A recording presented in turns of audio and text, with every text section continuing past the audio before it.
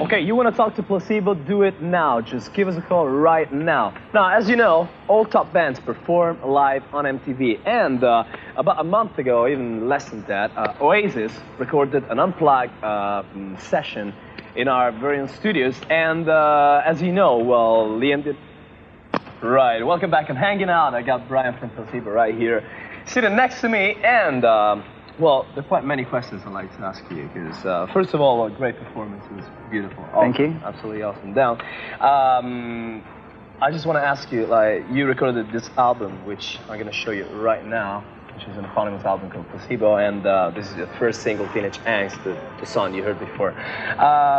Who produced the album? How long did it take to record it? Well, we recorded it in about 3 weeks, and we worked with a guy from Chicago called Brad Wood, who's produced Liz Phair and Veruca Salt before. Right. And working with Brad was fantastic because it felt like he was kind of a partner in crime, as opposed to somebody who was going to impose their views upon the record. It was very, very collaborative, and we worked, together very closely. How much did he influence the whole sound? Well, like I said, it was, we worked together on sounds together. We sort of, we had the same kind of desires. We wanted to make a kind of forward-looking record, a record that wasn't kind of like retro in any way. And so it was part of the technologies that we were interested in, he was also interested in, and yeah, it felt like a real two-way street. Right. Where do you get your name from, Placebo?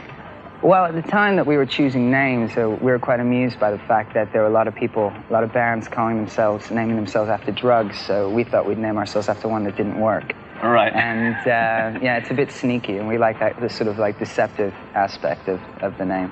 All right. And I was going to say, how do you react to the fact that many times on stage people confuse you for a woman?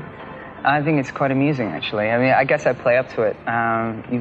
People's heads are kind of there to be played with, and if it opens up a few doors, if it challenges kind of what people, the perceptions of what men and women are supposed to look like, as we go towards the end of the millennium, if it does that, then it's happy. I'm happy. It's quite playful, Right. Now, you said, well, you come from the States, but then you lived in Luxembourg. Yeah. Now, actually, we have somebody from Luxembourg on the line. It's Natasha. Hi, Natasha. Hello?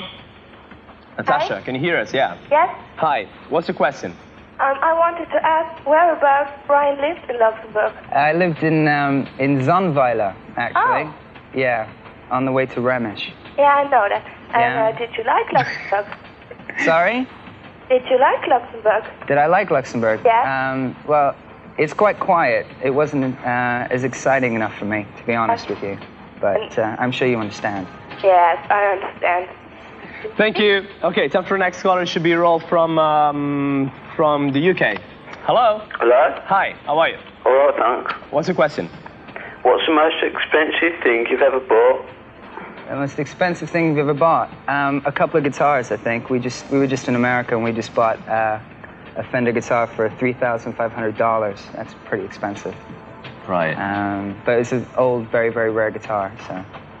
Wow, that's quite amazing. Now, just last week, we had a really good band from the States. They're called Blackstreet. You probably know them. They're headlined by Teddy Riley, who is a big producer. By the way, it's time to show their videos, play their beautiful videos called No Diggity, and features Dr. Dre. Check it out.